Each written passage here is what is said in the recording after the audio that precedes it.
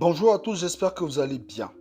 J'ai tenu à faire cette vidéo en FaceTime pour regarder droit dans les yeux mes frères et mes sœurs algériens et africains par extension.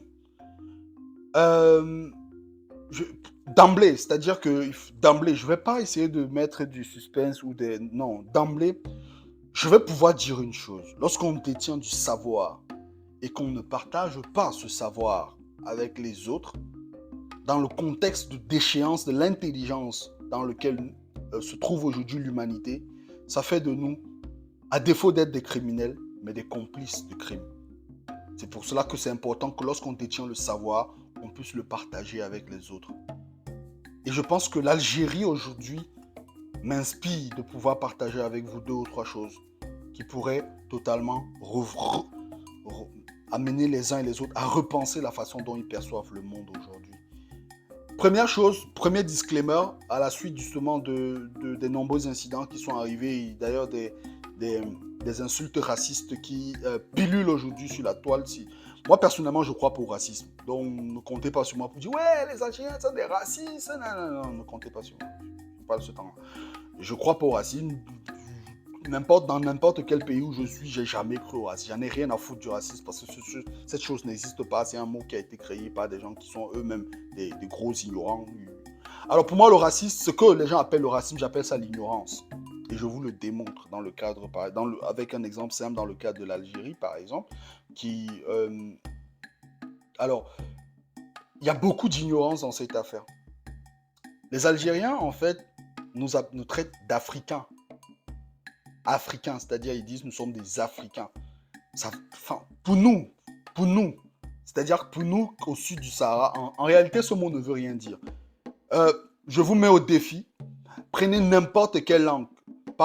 Si vous parlez le Bambara, vous parlez le Wolof, vous parlez les Tones comme moi, vous parlez le Peul, vous parlez le Manding, vous parlez n'importe quelle langue, quelle que soit la langue du pays africain, entre guillemets, dans lequel vous écoutez cette vidéo, vous regardez cette vidéo, dites-moi comment on dit africain en votre langue. Ça n'existe pas. Le mot africain vient de Ifriqiya, qui est un mot berbère, qui désignait les populations vivant dans ce qui est convenu d'appeler aujourd'hui le Maghreb, c'est-à-dire le nord de l'Afrique. Ifriqiya. C'est de là que vient le mot Afrique. Et ce mot Afrique, Africa, qui était utilisé par les Européens pour désigner justement ces personnes avec lesquelles ils avaient des échanges commerciaux lorsqu'ils venaient. Et ils les appelaient les barbares. Ils considéraient que eux, ces gens du nord de l'Afrique, étaient des barbares. Et c'est de là que vient le mot berbère. Donc aujourd'hui, quand on dit, ils disent, ah, vous êtes des Africains, on ne peut pas venir en Afrique, nanana, c'est juste de l'ignorance. Et on ne peut pas se sentir mal. Moi, je vous interpelle à vous, mes frères, que vous soyez de la Côte d'Ivoire, du Cameroun, tous les pays en dessous du Sahara, je vous le dis, au lieu d'avoir de ressentir de l'infériorité, vous devez ressentir de la supériorité parce que aujourd'hui vous avez la connaissance. Et le peuple algérien aujourd'hui, je vous le dis très clairement, me fait pitié. Cette élimination contre la Mauritanie est le symbole de quelque chose de beaucoup plus profond et de beaucoup plus fort. C'est un message. C'est un message, je dirais pas c'est un karma, ça n'a rien à voir. C'est un message puissant. Le peuple algérien devrait s'interroger. Moi, personnellement, je suis quelqu'un qui croit et qui étudie ce que j'appelle aujourd'hui la spiritualité des peuples. Dernièrement, j'ai fait une vidéo où j'expliquais justement comment le Cameroun a développé ce qu'on appelle un égrégore de la gagne, que nous appelons au Cameroun le Hemley.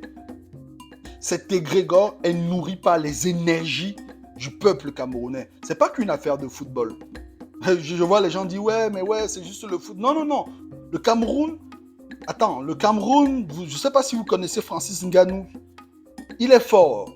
Personne ne dira le contraire. Mais quand Francis Ngannou combat, vous ressentez qu'il y a quelqu'un, il y a une puissance, il y a un peuple derrière qui porte ce garçon. Cédric Doumbé, je sais pas, prenez n'importe quel sport. Au moment où je fais cette vidéo, le MVP, c'est-à-dire le most valuable player, le meilleur joueur de la NBA américaine. Je suis aux États-Unis au moment où je fais cette vidéo. C'est un Camerounais, né au Cameroun, grandi au Cameroun, Joel Embiid. Donc, ce n'est pas... C'est pas un hasard. Le Super Bowl, qui est le plus grand événement sportif au monde. L'année dernière, la finale du Super Bowl, un Camerounais a pris part à cette finale de Super Bowl. Le plus grand événement sportif au monde. Pour dire que, quel que soit le sport où vous prenez, quel que soit le domaine, vous verrez toujours un Camerounais qui va briller. Vous verrez toujours un Camerounais à la NASA. Vous verrez toujours un Camerounais qui va inventer un truc. Le plus grand mathématicien du monde est un Camerounais. Donc, ça veut dire quoi? Ça veut dire qu'il y a un peuple qui porte le truc et qui sait transmettre ce truc-là. Aujourd'hui, l'Algérie a mal à son peuple. L'Algérie a mal à sa spiritualité du peuple. L'Algérie n'a plus ça. L'Algérie a perdu ça. Et pourquoi l'Algérie a perdu ça? Je pense que c'est une Algérie nouvelle, c'est une Algérie moderne qui a perdu ça. Parce qu'en fait, il a toujours existé ce truc avant. C'est-à-dire qui a porté l'Algérie pendant les guerres indépendantistes à travers le FLN. Et puis l'Algérie s'est perdue dans quelque chose que je n'ai pas compris. C'est-à-dire qu'aujourd'hui, le mantra des Algériens, par exemple, c'est « 1, 2, 3, viva l'Algérie ». 1, 2, 3, viva l'Algérie. En fait, dans ce mantra-là, vous avez 3 langues différentes qui ressortent. 1, 2, 3, l'anglais, viva. Bon, on va dire l'espagnol, je ne sais pas, l'espagnol, l'italien, on va dire l'espagnol, ok? L'Algérie, le français, on a un mantra prononcé par tout un peuple. Parce que, je vous ai dit, les égrégores, c'est ça. C'est-à-dire, c'est la capacité des peuples à se concentrer sur un mantra, sur une façon de voir le monde, sur un état d'esprit, sur un mindset. Et le mantra de l'Algérie aujourd'hui, c'est 1, 2, 3, viva l'Algérie. C'est-à-dire, c'est 3 langues différentes qui ne représentent en rien la richesse culturelle de l'Algérie, qui ne représentent en rien la richesse linguistique de l'Algérie, qui ne représente en rien le mindset de l'Algérie. 1, 2, 3, viva l'Algérie. Ça ne veut rien dire en fait. Ce n'est pas ça l'Algérie du FLN, l'Algérie qui a battu la France et qui a obtenu son indépendance. L'Algérie aujourd'hui est devenue un peuple de pleureurs. L'Algérie n'a gagné aucun match depuis 5 ans. Aucun match de football depuis 5 ans en Coupe d'Afrique. Jamais l'Algérie jamais le peuple algérien ne s'est posé la question de savoir ce qui ne va pas. Non. Chaque fois, c'est de la faute de l'arbitre. C'est de la faute du stade. C'est de la faute du gazon. C'est de la faute de la température. C'est de la faute de ceci. Mais comment? Ils disent que lorsqu'ils viennent jouer une compétition en Afrique subsaharienne, la température est forte. Faux et archi faux. L'Algérie a gagné la CAN en 2019 en Égypte. 45 degrés à l'ombre. Moi, j'ai vécu en Égypte. Pendant assez longtemps pour vous dire ce que c'est que la température en Égypte pendant l'été. Parce que oui, cette CAN s'était jouée pendant l'été. C'est-à-dire juin. Juin-juillet, me semble-t-il. Il faisait extrêmement chaud en Égypte. L'Algérie a gagné la CAN. Aujourd'hui, les températures qui font aujourd'hui à Abidjan, c'est les 30, 31. En Égypte, ça allait chercher dans les 40-45 à l'ombre. Mais là, on te dit non, c'est la faute de la température. L'Algérie a perdu son essor, son naissance. Et le peuple algérien ne veut jamais se remettre en question. Il pense que c'est toujours la faute de l'autre. Ça, ce n'est pas la mentalité qui a fait l'Algérie indépendante. Ça, c'est une autre mentalité qui est née après. Et justement, ça s'explique à travers ce que j'appelle aujourd'hui le mercenariat. Le football algérien aujourd'hui, c'est un football de mercenaires, en commençant par le coach, qui est un Français en réalité. Et c'est ça le vrai problème aujourd'hui. L'Algérie importe des joueurs, prend des joueurs en Europe, nationalise des Européens et pense que les Européens vont venir en Afrique et vont s'intégrer. Et du coup, on leur trouve des excuses. Que des pays d'Afrique subsaharienne décident de prendre des binationaux pour constituer leurs équipes, à la limite, soyons honnêtes de le dire, ça peut s'entendre. Parce qu'on a des politiques totalement éclatées au sol. Ne nous mentons pas. On peut comprendre ça, ok? On peut comprendre ça. Mais que des pays qui se disent développés avec des infrastructures fassent la même chose, c'est problématique. Aujourd'hui, c'est ça qui C'est ça qui tue l'identité nationaliste de l'Algérie. Elle n'est plus là. Parce que quand vous prenez un joueur comme Oussem Aouar, Aouar a joué avec la France, l'équipe nationale de France. Vous le prenez, vous voulez qu'il joue avec l'Algérie. L'Algérie a demandé à la FIFA. C'est à cause de l'Algérie que la FIFA a changé ses règles sur les nationalités de football. L'Algérie, aujourd'hui, a rempli son équipe de joueurs européens qui ont les mentalités européennes, qui n'ont aucune connaissance du continent africain. Et lorsqu'ils arrivent, ils se mettent à pleurer. Oh, c'était la température. Oh, c'était le stade. Oh, c'était le ceci. Oh, c'était le cela. L'Algérie qui a fait la force du continent africain en matière de football, c'est une Algérie qui jouait dans n'importe quel stade. C'est une Algérie qui explosait tout sur son passage, quelle que soit la qualité de la pelouse. L'Algérie qui a gagné la CAN 2019, c'est une Algérie qui était constituée quand même de beaucoup d'individualités. Mais collectivement, en tant que peuple, l'Algérie n'y était pas. Parce qu'il faut toujours trouver des subterfuges. Elle a été éliminée chez elle dans un stade Mustapha Tchaker, où l'Algérie n'a jamais perdu à Blida. Jamais. Elle a perdu un match à Blida au lieu de se poser les bonnes questions. Elle a voulu mettre sur pied une stratégie pour tuer, je dis bien tuer, l'arbitre gambien Papa Gassama. Et le meurtre de l'arbitre a été demandé par le coach de l'équipe, Jamel Belmadi. Et ce meurtre-là, cet appel au meurtre a été publié sur la page de la Fédération algérienne de football. Jusqu'aujourd'hui, cet appel au meurtre est sur le compte YouTube de la Fédération algérienne de football. C'est-à-dire que on s'est dit que le problème pouvait être tout, sauf les Algériens eux-mêmes. On a une dame qui a été expulsée de la Côte d'Ivoire dernièrement, qui est venue, qui a insulté. Ouais, vraiment, l'Algérie, c'est un grand pays. Ouais. Mais pourquoi est-ce que la plus grande population de la diaspora africaine aujourd'hui en France est algérienne? Si l'Algérie est parfaite, pourquoi le championnat algérien est un championnat aussi éclaté au sol? Comme la dernière fois qu'une équipe algérienne a remporté la Champions League africaine, est-ce que ça date de quand exactement? La dernière fois qu'une équipe algérienne a remporté haut la main la Champions League, ça date de quand?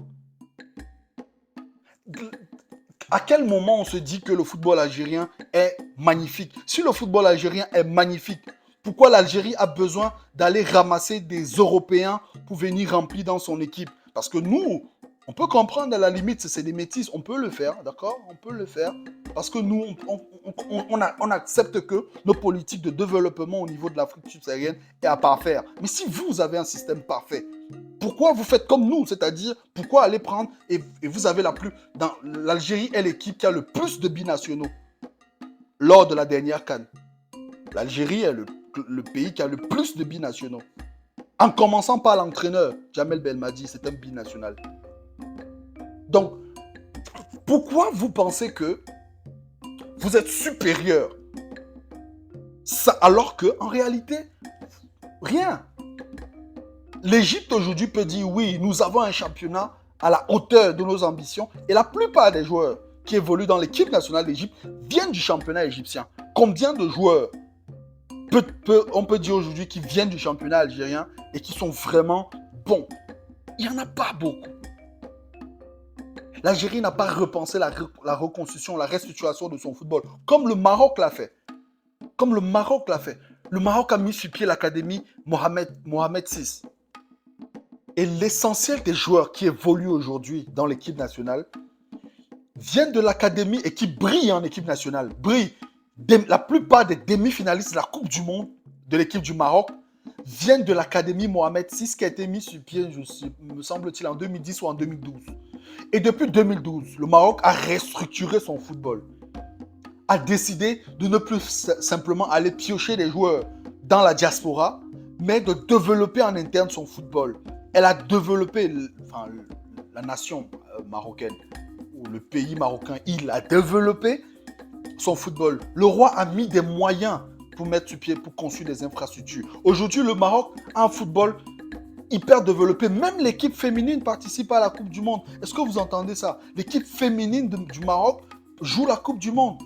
Championne d'Afrique, vice-championne d'Afrique autant pour moi. Ça, c'est une politique qui est visible. Mais qu'est-ce que l'Algérie a fait ces derniers temps pour développer son football? Rien. Rien. Se plaindre, vouloir tuer l'arbitre gambien, vouloir tuer le président de la Fédération camerounaise de football, Samuel Eto'o, accuser tel de corruption. Il n'y a aucun pays qui a autant de passe-droit au niveau de la... Bon, s'il y a le Maroc a plus de passe-droit au niveau de la CAF que l'Algérie. Mais après le Maroc, en termes de passe-droit, en termes de filouterie, de magouille au niveau de la CAF, après le Maroc, eh bien, c'est l'Algérie. Donc, il faut quoi, en fait? Remettez-vous en question. Remettez-vous en question. Vous traitez les autres d'Africains. C'est vous, les Africains.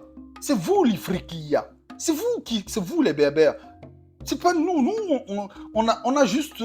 C'est juste la colonisation qui nous ont donné ces noms à la con. Africains, Camerounais, Haute-Voltaïens. C'est des noms à la con qui n'existent pas dans nos langues. Mais vous, ça existe dans vos langues. L'Afrique. Vous êtes des Africains. Nous, on n'est pas. On a c'est juste éclaté comme ça, là. Alors, je me dis que demain, on aura des dirigeants et des visionnaires qui vont changer peut-être ce nom par le vrai nom que nous sommes, c'est-à-dire nous sommes des Kémites. Nous sommes des Kémites. C'est ce que nous sommes. Lorsque vous voulez parler de nous, dites Kama, Kem. C'est ce que nous sommes. Mais vous êtes des Africains. Et vous dites, nous, on est des Africains. Parce que vous êtes des ignorants. Je suis désolé.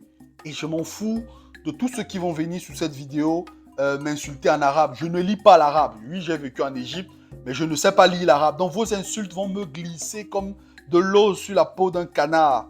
J'en ai rien à foutre. C'est la vérité.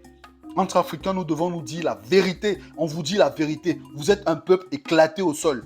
Vous n'avez pas le sens de la nation. Vous ne savez pas ce que c'est qu'une nation. Parce qu'une nation, ce n'est pas 1, 2, 3, viva l'Algérie. Ça ne veut rien dire. Il n'y a jamais quelqu'un qui a regardé les Algériens en face et qui leur a dit 1, 2, 3, viva l'Algérie. Ça ne veut rien dire. En anglais, ça ne veut rien dire. En français, ça ne veut rien dire. En espagnol, ça ne veut rien dire. En arabe, ça ne veut rien dire. En fait, votre mantra, c'est l'ignorance. C'est un truc totalement d'ignorance qui ne veut rien dire, qui ne représente rien du tout. Allez dans vos tripes.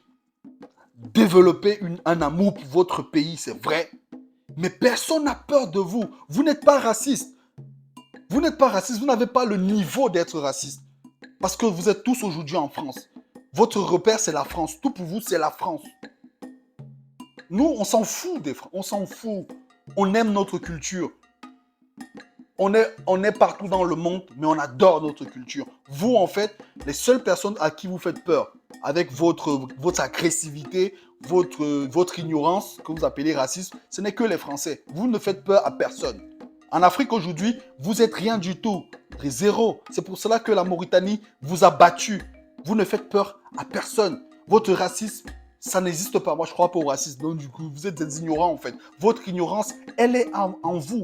Cherchez à devenir un vrai peuple. Vous n'êtes plus un vrai peuple. 1, 2, 3, viva l'Algérie. C'est la France, c'est l'Angleterre, c'est l'Espagne. Mais ce n'est pas l'Algérie. Vous n'êtes pas un peuple.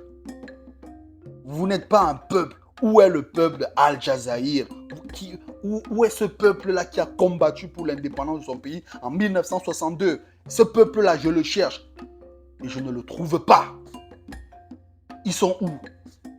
Les vrais Algériens qui sont battus pour l'indépendance de l'Algérie. Pas cette génération éclatée au sol de 1, 2, 3, viva l'Algérie, qu'ils ont ramassé, je ne sais pas où ils ont entendu ça, c'est en France ou c'est où, et ils ont pensé que ça voulait dire quelque chose. C'est de l'ignorance. Vous avez fondé votre mantra sur la base de l'ignorance. Vous êtes un peuple qui ne se remet pas en question. Et tant que vous n'allez pas vous remettre en question, vous ne réussirez à rien faire. 1, 2, 3, viva la Belgérie. Ciao.